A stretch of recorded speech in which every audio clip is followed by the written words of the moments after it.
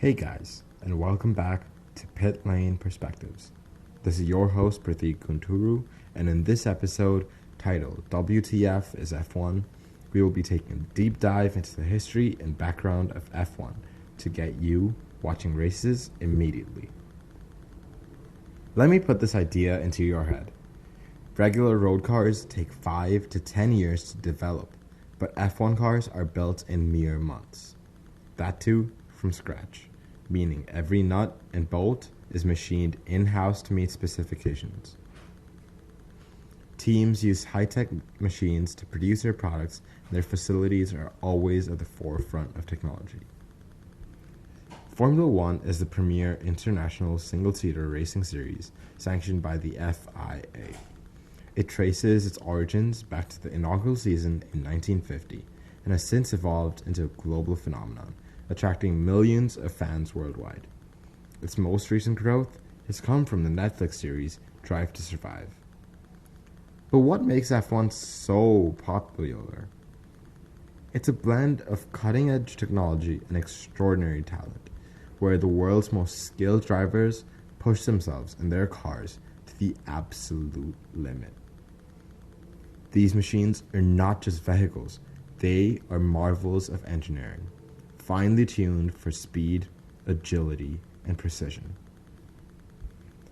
Modern F1 consists of 10 teams, and these teams work endlessly, year after year, to place themselves at the highest standing in the Constructors' Championship. This brings us to the next topic, the Drivers' Championship, which is my personal favorite. Each team is allowed 2 drivers for the season, and their respective points are summed up to form the Constructors' Championship. Now, these points can be gained from 2 ways, the F1 sprint race and the actual race. These points are allocated the same value throughout the year and are distributed with correspondence to the driver's finishing position at the end of the race. One other opportunity for points is a fastest lap point that drivers in the point scoring positions contend for. After all, every point matters when you are performing at the peak.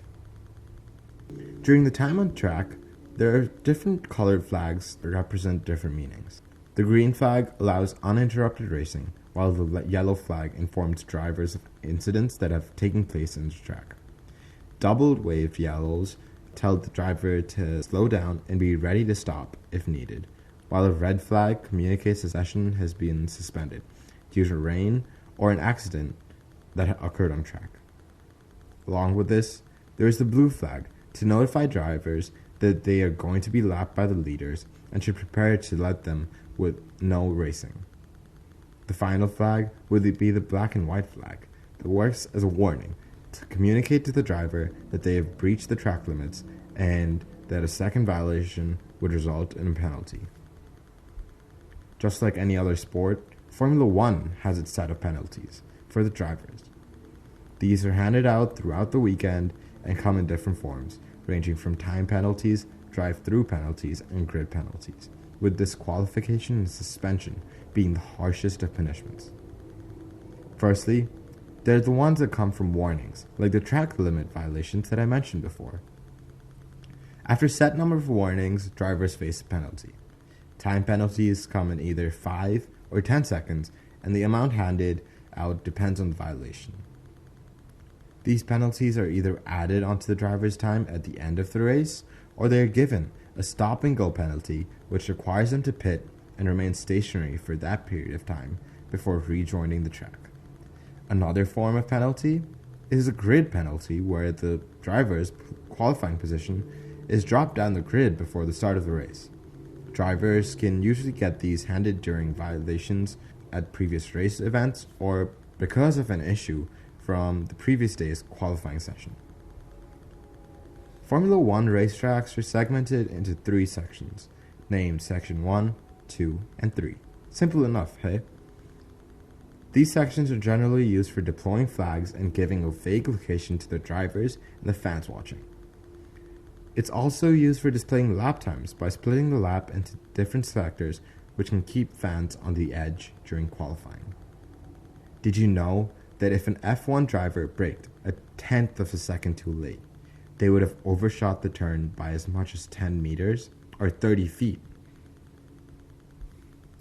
With Formula One visiting a range of circuits around the world, they come at different track lengths, which necessitates a varied number of laps such that the driver surpasses the minimum race distance of 190 miles or 300 kilometers. The Monaco race is an exception to this. Another thing that comes with the different racetracks is the racing line. This racing line is the line that all drivers follow, as it's the optimal path that allows drivers to harness the full potential of the car while being the most efficient with the energy. However, the best of drivers experiment with these lines and are able to exploit them when the time comes. Now, Formula One is a sport that has many finer details, but the explanation here will give you the opportunities to start following the sport right away. Thanks for listening to this episode of Pit Lane Perspectives, and stay tuned for further episodes.